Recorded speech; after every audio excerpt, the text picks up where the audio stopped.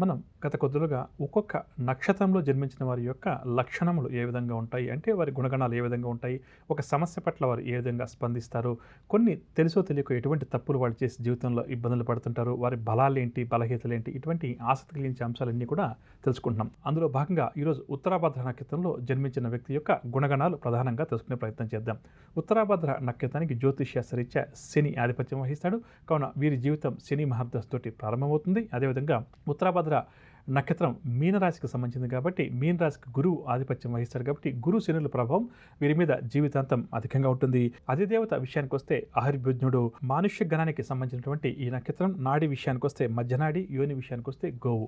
ఇక వీరి గుణగణాలను మనం ఒకసారి క్లుప్తంగా పరిశీలన చేస్తే ఉత్తరాభద్ర నక్షత్రంలో జన్మించిన వారు ప్రధానంగా వీరి యొక్క శారీరక దారిద్ర్యం గురించి చూస్తే కొంతమంది వ్యక్తులు ఎలా ఉండాలంటే పూర్తిగా మంచి ఆజానుబాహులు అంటాం కదా, ఆ విధంగా ఉంటారు. లేకపోతే మరికొంతమంది వ్యక్తులు పూర్తిగా కూడా బలహీనంగా ఉంటారని చెప్పవచ్చు. అంటే చూడడానికి సన్నగా ఉంటారని చెప్తాం కదా, ఆ విధంగా ఉంటారు. అంటే ఈ నక్షత్రంలో జన్మించిన రెండు విధాలుగా కూడా అధికంగా ఉంటారని చెప్పవచ్చు.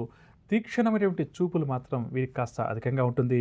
ఇక సాధారణంగా ఈ ఉత్తరాభద్ర నక్షత్ర జాతకులను పరిశీలన చేస్తే వారి మాట తీరు కానీ లేకపోతే వారి యొక్క బాడీ లాంగ్వేజ్ అంటాం కదా, ఇది చూడడానికి కాస్త కోపిష్టి వారిగా కనిపిస్తారు. కానీ మనసులో ఎటువంటి దురాలోచనలు మాత్రం వీరికి ఉండవని చెప్పవచ్చు. వీరు కోపిష్టి వారు కానే కాదు. కానీ ఈ ఉత్తరాభద్ర నక్షత్రంలో జన్మించడం చేత వీరి రూపం కానీ వీళ్ళ కళ్ళు కానీ ఈ విధంగా వారి యొక్క బాడీ లాంగ్వేజ్ కానీ కాస్త అధికంగా ఉంటుంది. చూడంగానే ఎదుటి వ్యక్తులు కోపిష్టులుగా వీరిని ముద్ర వేయడం లేదా కొంతవరకు అహంకారం వీరికి కాస్త అధికంగా ఉంది అని చెప్పి కూడా అనుకోవడం జరుగుతుంది.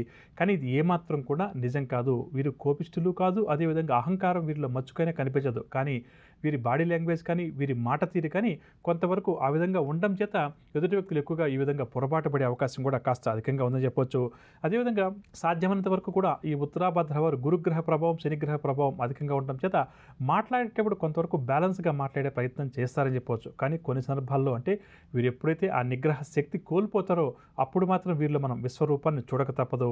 కానీ సాధ్యమైనంత వరకు కూడా వీరికి కోపము తాపము ఉన్నప్పటికీ కూడా ఈ గురుగ్రహం అంటే మీనరాశికి సంబంధించింది కావడం చేత ఏంటంటే గురుగ్రహ ప్రభావం వీరి మీద అధికంగా ఉంటుంది కాబట్టి కొంతవరకు వీరు సాధ్యమైనంత వరకు కూడా నియంత్రణను కోల్పోయే ప్రయత్నం చేయరు. కానీ కొన్ని సందర్భాల్లో మాత్రం వీరు నియంత్రణ కోల్పోతే మాత్రం ఇక వీరిని ఆపడం బ్రహ్మదేవుడికి కూడా సాధ్యం కాదని చెప్పవచ్చు. ఈ ఉత్తరాభద్ర నక్షత్రం వారి విషయానికి వస్తే ఏంటంటే ఎదుటి వ్యక్తుల నుంచి ఉచితంగా ఏమీ కూడా తీసుకోరు. ఒక రూపాయి కావచ్చు, ఒక గిఫ్ట్ కావచ్చు, ఇంకోటి కావచ్చు, సాధ్యమైనంత వరకు కూడా వాటికి దూరంగా ఉంటారు.